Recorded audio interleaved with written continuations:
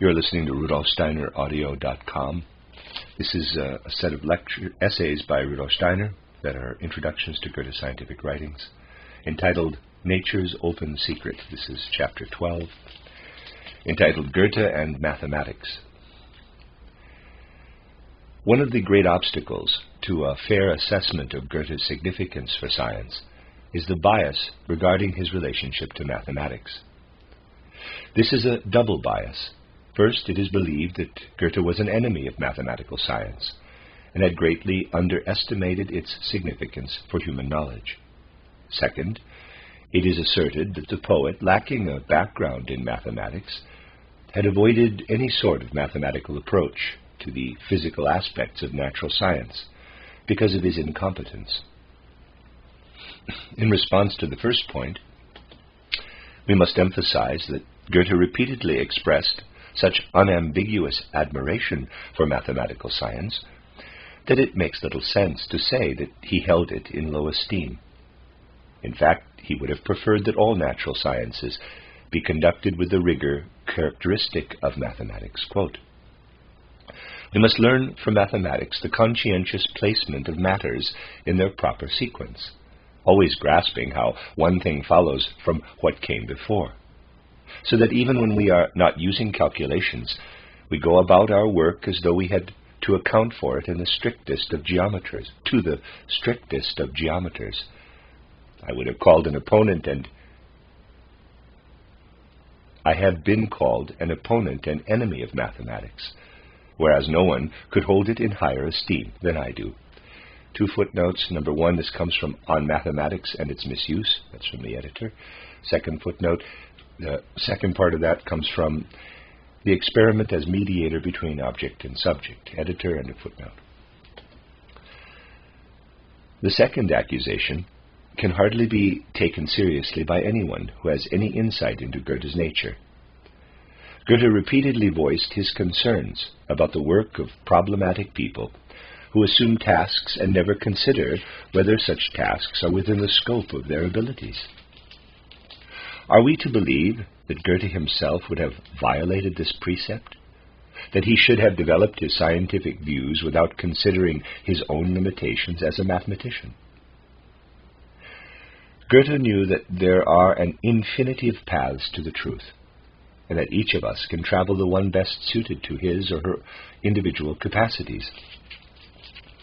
We must each think in our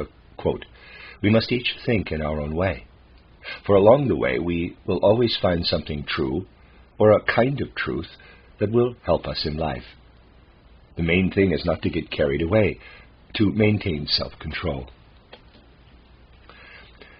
The least of us can be complete by operating within the limits of our individual capacities and skills. But the finest qualities are darkened, invalidated, and destroyed when we deviate from this indispensable moderation.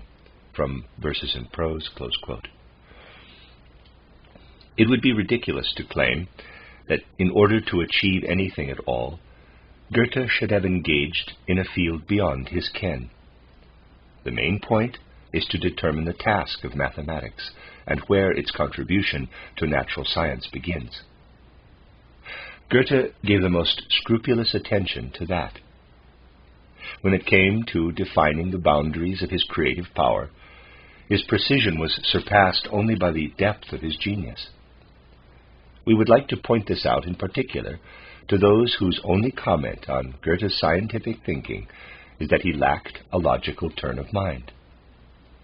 The way Goethe made the distinction between his own method of natural science and that of mathematicians reveals a deep understanding of the nature of mathematics as a science. He knew precisely the source of mathematical certainty.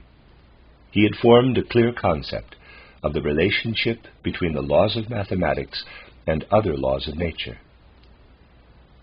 Before a science can have any value for knowledge, it must provide insight into a particular realm of reality. It must develop a particular aspect of the world. How that is done depends on the spirit of each particular science. Goethe would have had to know the spirit of mathematics to determine what could and could not be accomplished by natural science without the use of calculation. This is really the point, and Goethe stressed it most forcefully. The way he did this reveals his understanding of the nature of mathematics. Let us consider the nature of mathematics more closely. Mathematics deals with magnitude. It determines quantities. But magnitude does not exist in and of itself. Nowhere in the whole realm of human experience is there anything that is only magnitude. Among all the characteristics of a thing, there are some that may be described in numbers. Because mathematics is concerned with the quantitative element, its objects are never the complete phenomena, but only those aspects that can be measured or counted. It isolates everything that can be submitted to these operations from the phenomena. In this way it obtains a whole world of abstractions with which it then goes to work. Thus mathematics deals not with things, but with those aspects of things that lend themselves to measurement. And it must acknowledge that this is only one side of reality, and that there are many others over which it has no control. Mathematical judgments do not fully encompass real objects. They are valid only within the intellectual realm of abstractions that we ourselves have conceptually isolated from the full reality as one of its aspects. Mathematics abstracts the magnitude and quantity of things.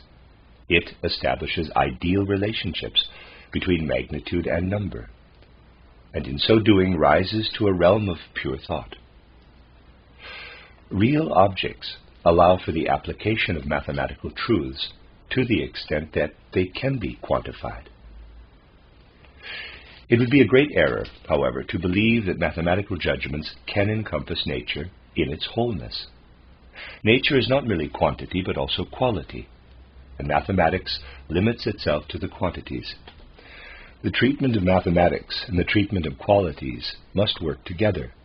They meet in the phenomenon, each approaching it from one side. Goethe expressed this relationship by saying, quote, "Mathematics, like dialectics, is an organ of our higher capacities. Its practice is an art, like rhetoric. In both cases, form is the only criteria. The content is indifferent. Whether mathematics adds pounds or guineas, whether rhetoric defends truth or falsehood, is of no consequence to them whatsoever." From Verses in Prose, close quote.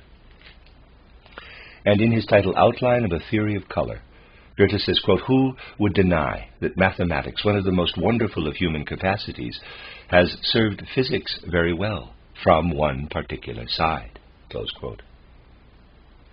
Recognizing this, Goethe saw that it is possible for a mind that is uncultured mathematically to, nevertheless, deal with problems in physics, if that mind restricts itself to its qualitative aspects. The end of Chapter 12.